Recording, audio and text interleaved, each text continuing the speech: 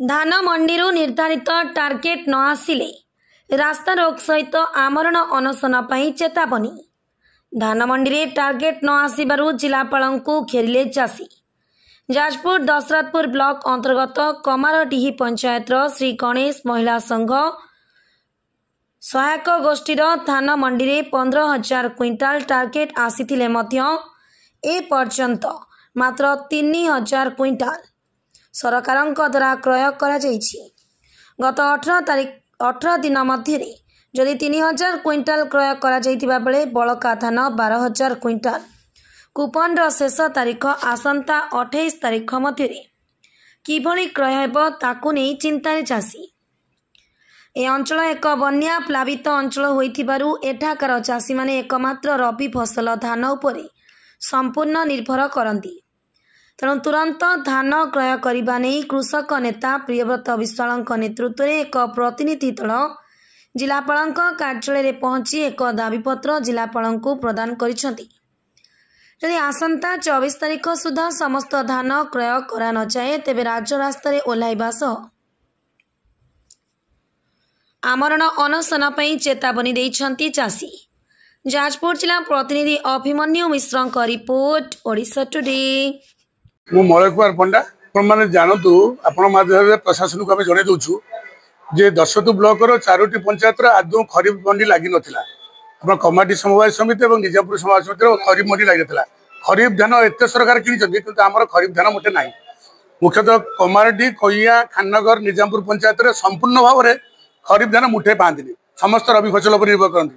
आंशिक भाव में रही दुदुरांटा दत्तपुर थालुकुड़ी बिरीपटा ये आंशिक भाव में कि संपूर्ण भाव में आम 4टी पंचायत। तेणु आम संपूर्ण चाषी मैंने यार निर्भर करते वर्ष सारा बचे। धान बिक्री हेले किए कौटी मेडिकल आवश्यकता अच्छे ऋण सुझीब पुओ बाहर कर पिला आडमिशन कराइब एपर्यंत धान बिक्री हो पारा नहीं। चाषी भरोसा हो पूर्व आम देखीचु जिला प्रशासन सहायता जो मिलर मैंने गाड़ी देना आम आसी जिला प्रशासन जनईचु। सब कलेक्टर डायरेक्शन सब कलेक्टर ठिया है मैंने 10टा 15टा ट्रक गोटे दिन लगे कि एपर्यंत जो माने धान बेपारी मधुचंद्रिका मिलर मान चलती गोटे ट्रक जाऊँ 250 क्विंटाल धान उठू। आपड़ श्रीगणेश एसएचजी 4 जून आरंभ है आज 17 जून पर्यंत 3200 क्विंटाल धान उठिला आप जानतु। तेणु आउ 10 दिन भितर कि उठो से भाव कमाटी समवाय समितिर 35,000 40,000 क्विंटाल आवश्यकता एपर्यंत 5,000 क्विंटाल उठी। तेणु आम काली चाषी मैंने बसीलु प्राय 300 चाषी बसीलु 2टा पंचायत निष्पत्ति नहीं जिलापाल जनइबू 24 तारीख भितर जदि आम संपूर्ण टार्गेट न जाए आम पाखु ताले 25 तारीख रास्ता रोक करने चूड़ांत निष्पत्ति यह जिलापाल को जनइलु। जिलापाल आम प्रतिश्रुति देते मुझे सीएस को आज पठेबी। सीएस को या पूर्व 3 थर भेटी सारे चाषी मैंने सीएस प्रतिश्रुति दौरान संपूर्ण उठो। किंतु आप जानतु आम अंचल जी चाष हो भाग चाषी कूपन ना प्राय 50% धान 1700 टकर बिक्री होता। ये मंडी लगला गोटे 100 टका पड़ी 1800 टकर बिक्री हो। अधा धान तो माने पूरा अभाव बिक्री हो। आउ जो अधा धान एम चाहते ये टाइम पास हो गले बाध्य होगी एमाने 1800 टकर धान बिके। तेणु आम चाहूँ आप गणमाध्यम आम साहय करूँ प्रशासन किभली तत्पर हो ठीक 24 तारीख पूर्व आमर समस्त आयस्कानिक होते समस्त चाषी भरोसा पाए आम धान उठी। प्रियव्रत विश्वाल आम कमारडी समवाय अधीनस्थ कईया कमारडी खाननगर पंचायत आम चाषी मैंने आसु। आमर मुख्यतः दाबी हूँ आम अंचल एक बन्या प्लावित अंचल कौन चाष हुए ना केवल आमर टाइचुन रबी फसल आमर ये हुए। वर्तमान मार्केट रे अहेतुक कम रेट चली मात्र 1500 चलती।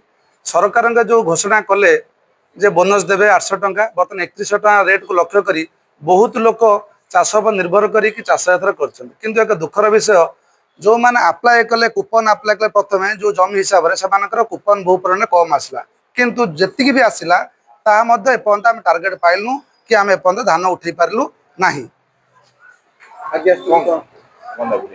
28 तारीख डेट रु जो सरकार आमर कूपन है अलाउंस है धान दवापाई 28 तारीख आज 17 तारीख पर्यंत 2टी गोष्ठी आम श्री गणेश गोष्ठी कमारडी ग्राम पंचायत आमर टार्गेट पाखापाखि 15,000 क्विंटाल एपर्यंत 17 दिन मात्र आमर 3200 क्विंटाल एपर्यंत उठी। आउ मात्र आमर कूपन लास्ट डेट होची मात्र 10 दिन। तेणु 10 दिन में 11,000 क्विंटाल आमर जो बड़का अच्छी चाषी मैंने किपर जीव ता चिंतार कारण होती।